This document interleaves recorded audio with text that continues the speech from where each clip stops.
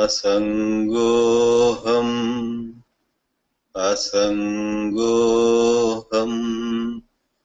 asangoham punah punah Satchidanandarupoham ahamevahamavyayah.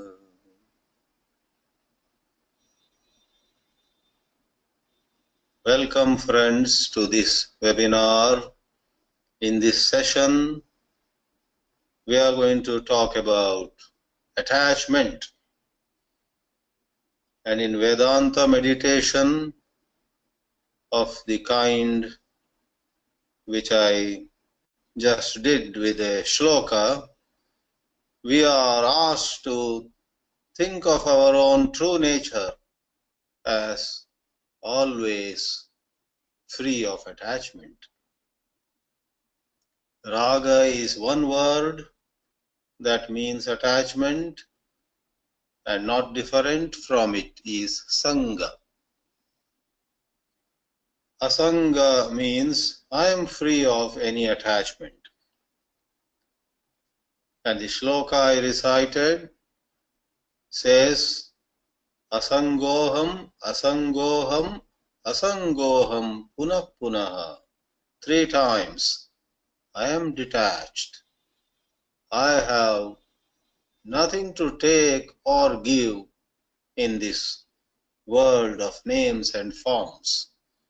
I accept what comes to me and I let go of things that go from me. Agate swagatam kuryat, gacchantam na nivarayet.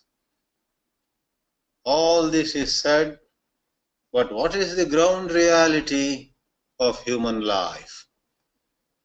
In our Shastras, hardly any psychological dimension has been left untouched. This issue of attachment has been portrayed, illustrated in numerous ways, including wonderful stories that hit the nail on the head. We are here in this session this evening in India, early morning in the Western Hemisphere, and at other times at other places. I am happy to share some thoughts with all of you while I myself am in the capital, New Delhi, this evening here at the residence of a friend. Jada Bharata is a classic example whose spiritual liberation was thwarted, was stopped, was withheld because of an attachment. This Jada Bharata, Bharata was his name. He came to be known as Jada Bharata in one of his lives, the last one in fact. In the immediate previous one, he was no other than the great king by whose name India goes even today. Bharata is the country which was once ruled by Bharata. Bharata was the son of Shakuntala and Dushyanta, and right from childhood he was valiant, heroic, with wonderful, noble qualities, and he ruled his kingdom with great dexterity, great ability, with enviable capacity. But as the Sanatana Dharma guides us, there is a time for all of us to be active in life, and then there comes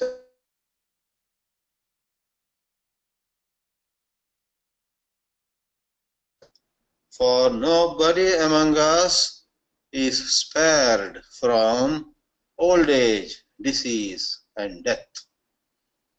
I personally thought I would never cross 60, but 3 days ago I crossed 60.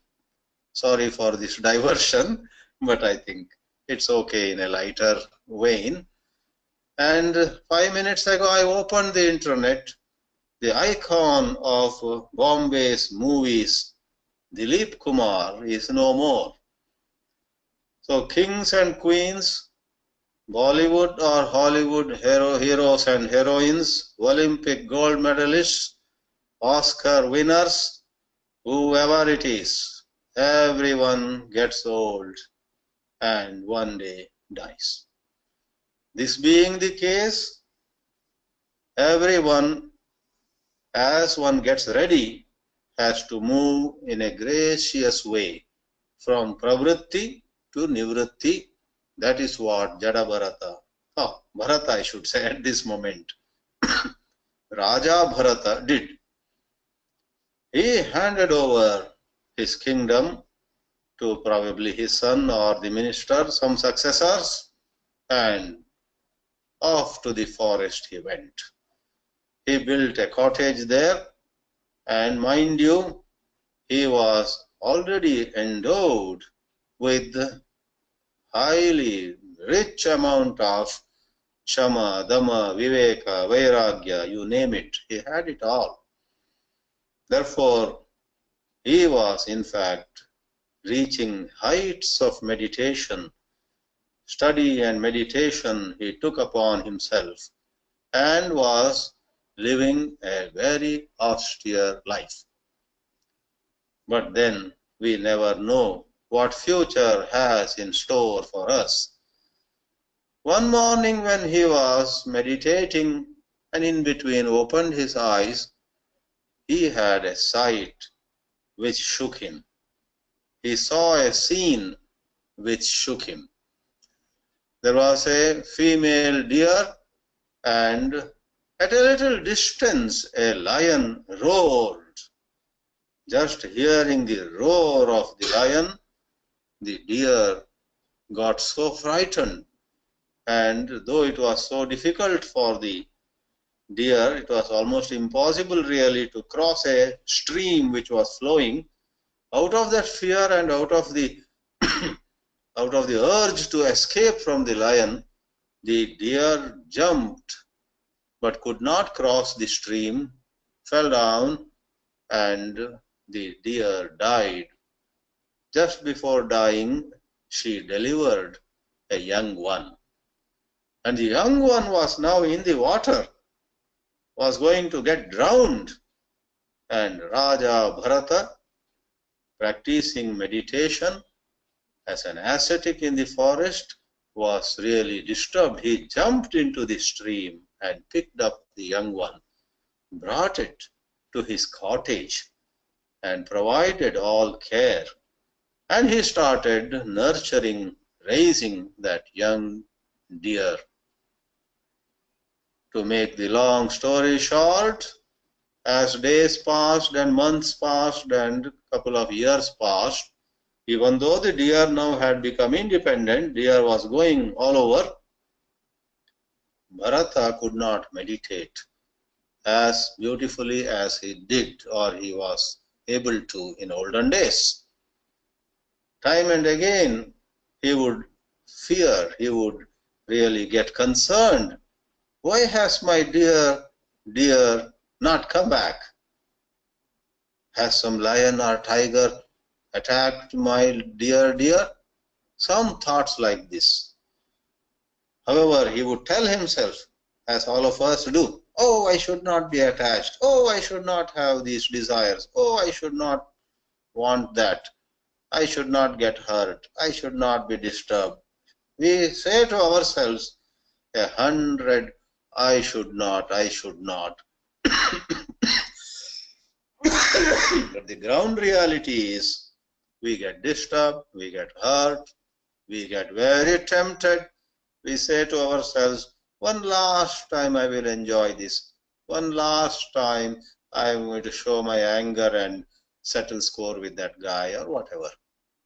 So, Raja Bharata was way above us by and large, yet towards the end when he got older and they came for him to die, that morning also he must have said to himself, I want to breathe my last with thoughts of the Supreme Brahman, with thoughts of the ultimate reality. Nothing else should be in my mind. Devotees of Vishnu would say, let me think of Lord Vishnu and no one else. Ante Harismaranam. Devotees of Shiva would say, as Shivananda Lahari has that nice expression, Manaste padabje nivasatu vachastotra fanitau karau chabhyarchayam shrutirapi katha karnana vidau, etc. May my mind be always at the lotus feet of Lord Shiva. May my speech not engage in anything else except the hymns to Lord Shiva. May my hands be engaged more and more in his worship. May my ears hear the sports, the graceful acts of Lord Shiva. May everything about me be turned towards Shiva. That is how we study, we practice. But in spite of his best intentions, at the time of breathing his last, Bharata, Raja Bharata, or you may now call him Yogi Bharata. Bharata, who had become a yogi, at the time of his last breath, he had a fond thought of the deer. He intensely thought of the deer, oh sweet one. And the Puranas, the Mahabharata, so several places the story appears, they say. I suppose Kalidas also covered it. This Raja Bharata, Yogi Bharata, is reborn as a deer. Isn't it very interesting? Oh dear, you are born as a deer now. But then, thanks to the lots and lots of good things he had done. That is why, you and I should do good things wherever possible. We should do good things and earn punya. The punya that we earn will come very handy. Like in Raja Bharat's case, though he was born as a deer, which is unenviable, because of the vast amount of punya he had earned, he had clear memory of who he was in his previous life. And he then lives a peaceful life. He doesn't mix with other deer. He keeps away. And he in fact roams around some ashrams, hermitages, where yajna, yaga, homa are conducted, Veda mantras are recited, rishis and munis are moving about. This deer would just hang around there and receive the vibrations of those ashrams, and then this deer also would die. At the end of it, after he dies, now, so that way Raja Bharat, then the deer's life. Then the third part is, he is born into a Brahmin family where Vedic learning, etc. is there. But then, again, thanks to his Purva Sanskaras, very rich Purva Sanskaras he has, he perfectly remembers how he was a king and then a yogi, then in last life a deer, and now son of a Brahmin. His father, and more than his father, his brothers, though Brahmins and into Vedic studies, were nowhere near being a virakta. They were very much interested in matters of the world. And they in fact started ill-treating him. But he, having learnt the lesson, he remained unattached. And he behaved like a stupid person so that they would not drag him into some worldly activities and so on. But finally, one day, they were so harsh, so rude, and so unkind that he left home. Young man, maybe 20-year-old, he just left home and all the time trying to meditate on the supreme truth. He went and sat below a tree, but as fate would have it, a king was passing by. In fact, he was being carried by a palanquin, and this palanquin had 4 people carrying it. One of them was so tired, the king himself said, "Replace him." But then they had no suitable person to replace that tired palanquin bearer. So they caught hold of this Jada Bharata. Now he was Jada Bharata, and forced him to bear the palanquin. And he was going on. He quietly agreed, but then here and there he used to bend and he used to cause a little disturbance to the palanquin. The king shouted at him, "You, what's wrong with you? Why are you allowing the palanquin to shake up and down? What is wrong with you?" Now the story comes to an end. Jada Bharata looks at the king, and though all this time he had never spoke like this, now Bharata says to the king, "O king, you are asking me what's wrong with you." Now who is asking whom? Is the body asking the body? If you are referring to me as the body, then this body and that body which you think you are, they are all one matter. If you think of the mind, the cosmic mind has no boundaries. If you say you are addressing the consciousness in me, the pure consciousness is all pervasive. It doesn't lift or it doesn't carry a palanquin. He spoke with such erudition, such precision, such calm, such serenity, such authenticity that the king was shaken. The king got down from the palanquin and prostrated before Jada Bharata, seeking his forgiveness. "I had not recognized the value and the wisdom of yours. Please forgive me." Now, this webinar is about, is there a Jada Bharata in us? In every one of us, is there a Jada Bharata? I know all of you would in one voice say, yes. Some of you may say, we are way behind Jada Bharata. Bharata had lots of good qualities, but at one place he got stuck. People may get stuck at just one place. Somebody is stuck with name and fame. Somebody is stuck with woman. Somebody is stuck with wine. Somebody is stuck with position, power. Somebody is attached to scholarship.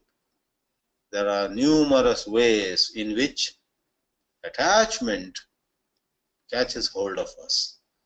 Is there a Jada Bharata in us? By asking this, we are not really aiming at or expecting a simple yes or no. The answer is more or less yes only. That is, it is yes, and the only other alternative is we are not Jada Bharata, for he was pretty advanced, we are not so advanced. But no one denies that one has various forms of attachment. Therefore, this webinar is to examine attachment within us. If we have attachment, what is that attachment? The scriptures throw light on it. Attachment is a unwillingness to part with something, where actually from a spiritual point of view you can not only part with it, it will do well for you to part with it. You are holding on to something and You say, I don't want to let go of this. I want to hold this, and even if I have to go to heaven, I want to take this with me to heaven. Whereas that very thing which you are holding on to could be preventing your ascent to heaven. So, you can and you must is the situation, but attachment is a psychological phenomenon where you don't want to hear that you can give up that. You don't want to recognize that it is good for you to give up something. You neither want to recognize your capacity nor want to recognize the merit of doing so. That is attachment. Why is this attachment in us to varieties of things on various levels? Bhagavad Gita uses a technical word, and that word is sankalpa. Sarva sankalpa sannyasi yogarudaha tada uchyate is a powerful punchline in chapter 6, verse number 4.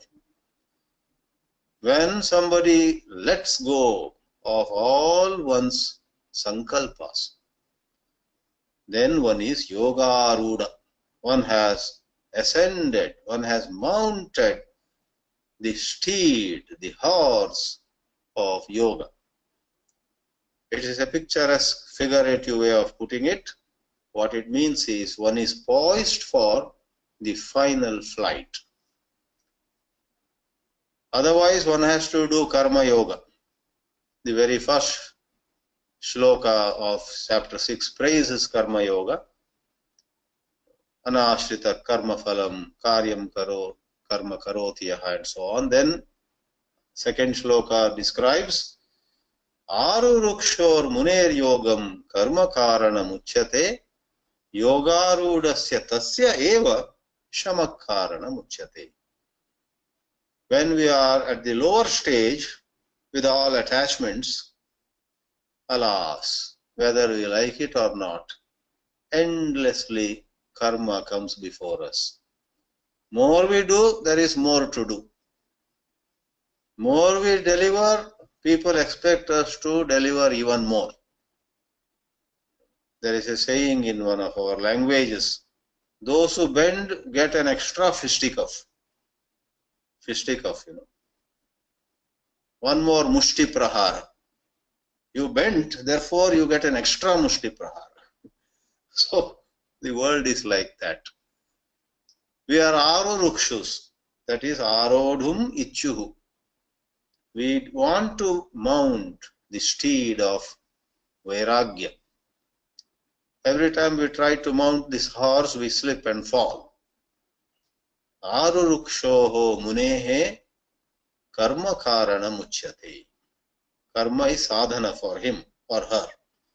Whereas by earning a lot of punya, whether the other person deserves or not, just ensuring that he is not going to misuse it or he is not going to use it to harm somebody, we just give help.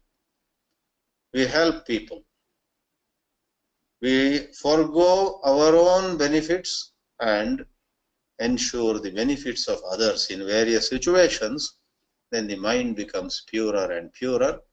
That punya helps us make virtuous choices later on in challenging situations.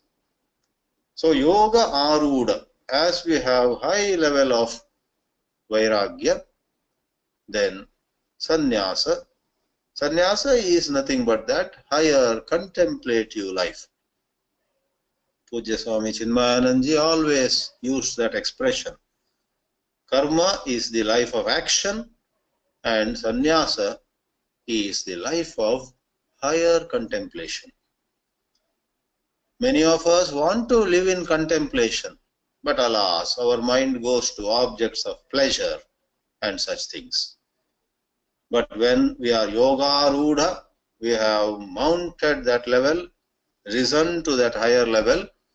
Even if we want to think of objects of pleasure, our mind would fancy something divine. When we are not Yoga-rūಢa, we want to think of Lord Shiva's feet, but we may think of how somebody called Shivappa has to give us 5,000 rupees back. From Lord Shiva it goes to Shivappa, who owes me 5,000 rupees. But when we are Yoga-rūಢa, we remember that Shivappa has to give me 5 lakhs back, but mind forgets Shivappa and the 5 lakhs goes to Lord Shiva's lotus feet. More our flow of thoughts goes spontaneously to God, so much the better. This struggle, this trying hard to think of God while the mind wants to go somewhere else is really painful. Anyway, connecting it to attachment and the main statement in the Geetā, Sarva Sankalpa Sannyasi, I must clarify, for a lot of you think of Sankalpa as a decision, as a will, as a resolve. That is a different meaning of Sankalpa. Here in this context, Sankalpa is nothing but a deep-seated sense of, that is so wonderful, I wish I have that car, I wish I get this house, I wish I get to settle in that part of the world, I wish such and such person would be my partner, I wish. Why do we wish? Because first of all, about that place, about that house, about that car, about that person, whatever, we have a notion how wonderful that is. How beautiful that is. A notion, a belief, which may not be in alignment with the truth. You may think of some place and you may think, if I settle, if I live in that place, life will be wonderful. You don't know. That place has more problems than where you are now. Your ignorance is a different matter. But we are talking of, you are carrying a thought, carrying an idea. That is Sankalpa. In Sanskrit, that is called Shobhana Adhyasaha. Shobhana Adhyasaha. Adhyasaha means superimposing an idea. And Shobhana is very nice, rosy superimposition. You see a coated, booted, suited man, and you think, I wish I had him as my colleague. I wish I could work with him as an equal or reporting to him or as his boss, whatever. He is the kind of man with whom I would like to work. Looking at his coat, boot and suit, you are impressed. If you work with him even for one day, you will know at the end of the day what a headache he is or how worthless he is. What he actually is a different matter. But you are carrying an idea that this man, coated, booted, suited and conducting himself so gracefully, will be so wonderful if I were to be working in his team, working with him, etc. That idea, how wonderful this man is, how beautiful that woman is, how nice that place is, how beautiful is that object. That idea of something being a source of happiness, that is Sankalpa. And they are deep-seated. They are things where you don't have choice so easily because your very perception is colored by that Sankalpa. You perceive something and without your knowing what is happening, desire arises. Because in your perception, the way you see something, the unconscious works. I don't know, you call it unconscious or subconscious, but certainly it is not the conscious mind. Something from deeper inside you operates and you want it. Therefore, Geetā says, Sarva Sankalpa Sannyasi. Therefore, friends, we have many Sankalpas in us. We have many ideas of happiness as residing in this object, that person, that place. in becoming somebody, becoming something, having a designation after our name, or people talking about us in a certain way. We are very desirous that people talk of us in wonderful ways. People invite us at wonderful places. We be valued, we be recognized, respected. There is that desire in the human mind. That is sankalpa. It is through a lot of self-inquiry, whatever you are able to do.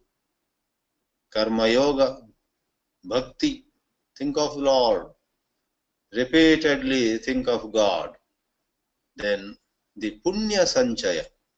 Every time you recite name of God, even with a little feeling, there is a little accumulation of merit.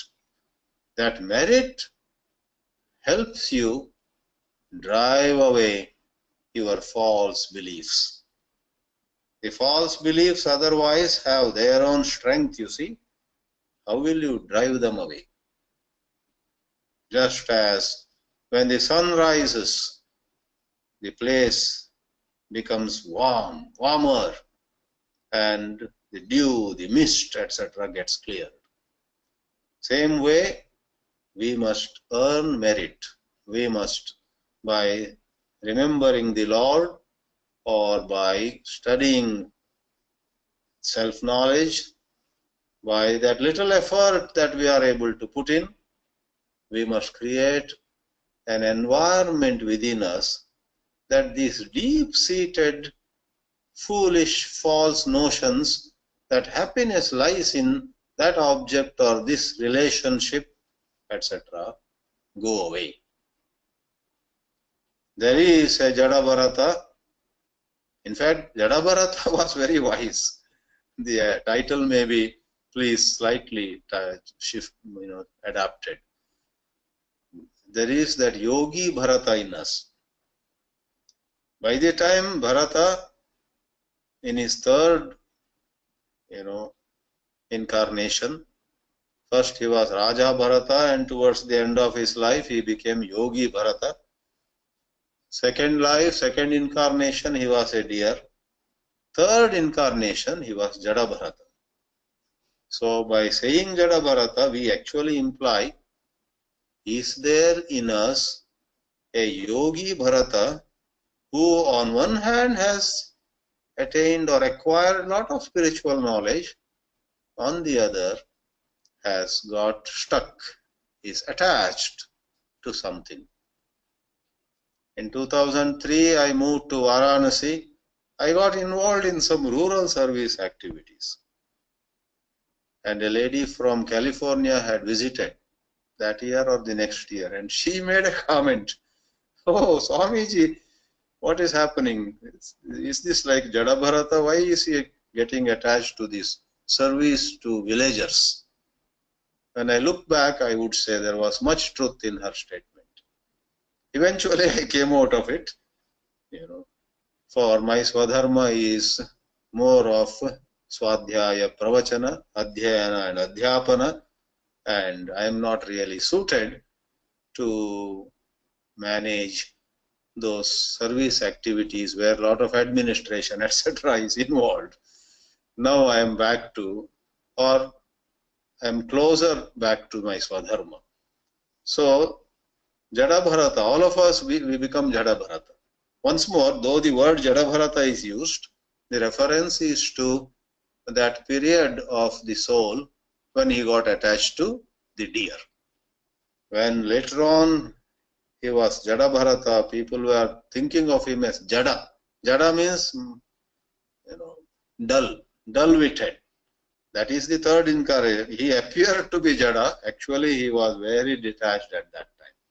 No deer could anymore entrap him. So what is meant is that period in the Yogi Bharata's life. Therefore, I have shared nothing new in this webinar. I have shared only this particular piece of spiritual teachings where Vairagya is given utmost importance. It should come in a natural way. It should come in a proper way. By deciding to have Vairagya tomorrow morning onwards, nobody can have Vairagya.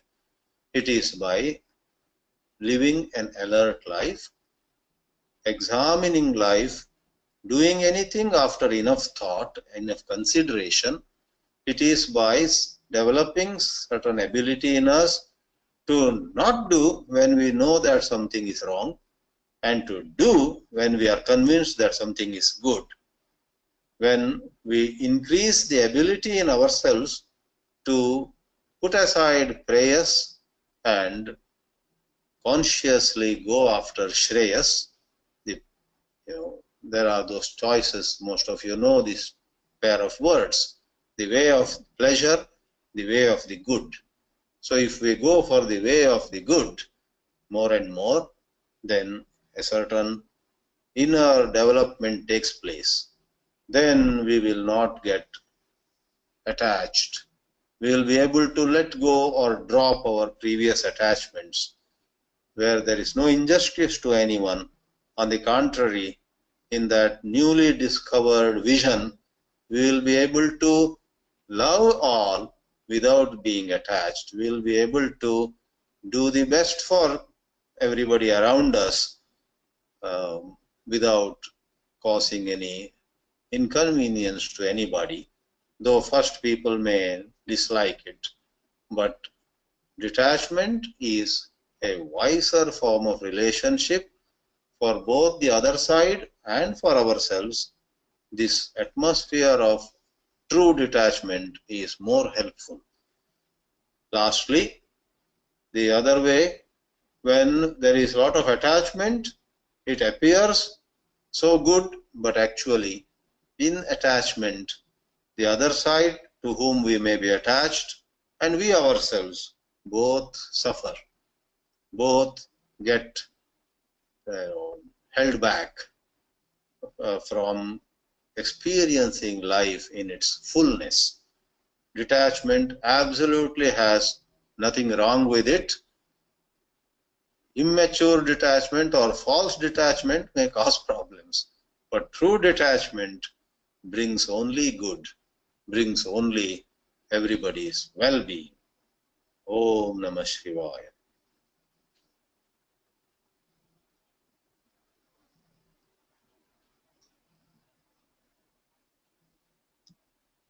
So we check whether one of the Jada Bharatas here has a question perhaps.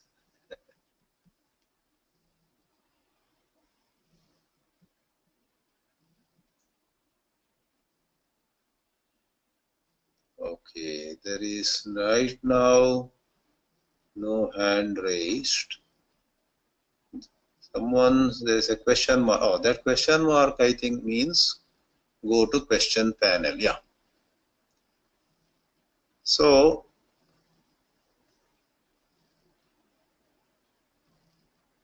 okay. Parvati Raman asks, really speaking, we are not having Jada Bharata in us.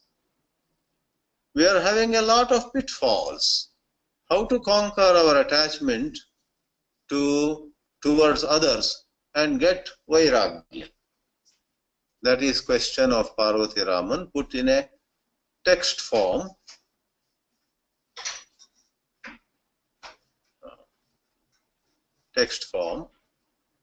So, as I had also mentioned, the questioner says there is no Jada Bharata in us. What is meant is we are way behind Jada Bharata. By saying there is no Jada Bharata, she is not saying we don't have attachment. Rather, she is saying we have too much of attachment. How to overcome? Yes, start small and grow big. Don't lose hope. Every spiritual practice, yoga or pranayama, morning walk or japa or prayer or hearing discourses, every one of them, if you do with your heart, increases the vairagya in you. You are already on the path, Parvati Amma. I know you for more than how many, 30 years or so. So keep going. You are on the right track and things will just happen. Engage yourself in those self-development exercises, whichever is possible for you, whichever you like, and reduce. As they say, do what is possible. Very soon you will find you are achieving the impossible. Another person says, I am getting a note, you are muted by organizer. I have a speaker yet unable to hear. Why? So Jnanananda Saraswati's speaker has been muted by any organizer? How can that be?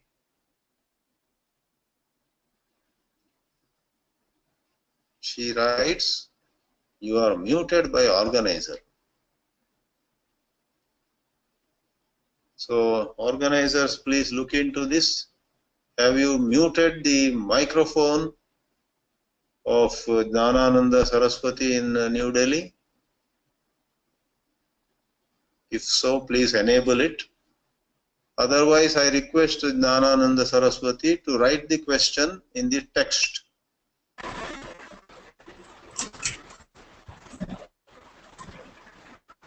On my part, let me... Okay, now I think microphone is on. Please ask Jnanananda Saraswati.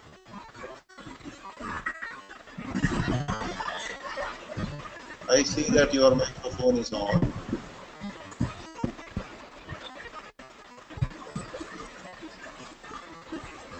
Maybe there is some other problem. I will meanwhile take up the question by Vijayalakshmi. Don't desires make life interesting and worth living? Detachment may make life dull. So why this detachment? Yes, this is a question that is most asked. Everybody asks. That is because we are at a certain level where we do not know the joy, the peace of true detachment. In our inability to appreciate true detachment, we actually visualize detachment as only just getting away, keeping away, not enjoying things and so on. That is not detachment at all. In true detachment, we actually touch deeper levels of human consciousness. That is, let me put it this way. In true detachment, we will be able to love people. Take the context of people. We will be able to love people without getting hurt. We will be able to love people without putting conditions. Today our love is with conditions. If somebody praises us, we like her, like him. If somebody criticizes us, we get very upset. Detachment is a state of mind where we love the other person and see what we can do, whether we get praised or criticized. Now come to objects, cinema, ice cream, sports, TV, internet. When we are detached, we will get the ability to freely, at our will, do things or get out. But today, in the state of attachment, we are in fact enslaved. We are unable to stop. We think that we will watch some movie, some TV for a little while, just we remain. We are unable to put the brakes. So we are bound. In detachment, there is nothing like you don't watch TV or you don't talk to people, you don't socialize. When you really come upon proper detachment, true detachment, you may go to a party, you may go to a movie, and without being mechanical or without being like automatically driven. If you find that it is not worth watching anymore, you just get up and come away. You have that freedom.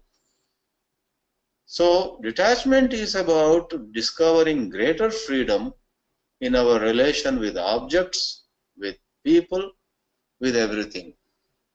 Now, about making life interesting, let me tell you, detachment makes life much more interesting than how you find it with all these attachments. Because imagine, you are not hurt, you are not depressed, you maintain your inner calm, then that ability to move in and get out at your will make you enjoy life so much more.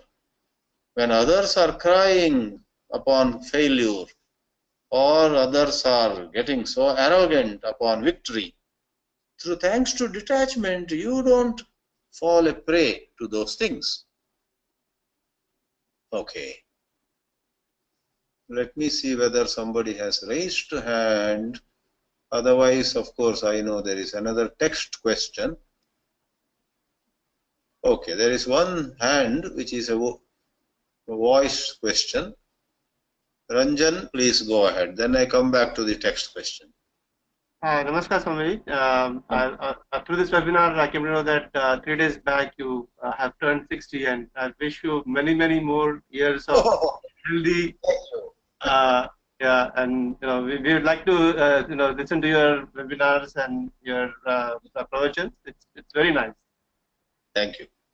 And actually, the question that I had was also actually answered a little bit by the previous thought that you ended up the webinar by saying false detachment.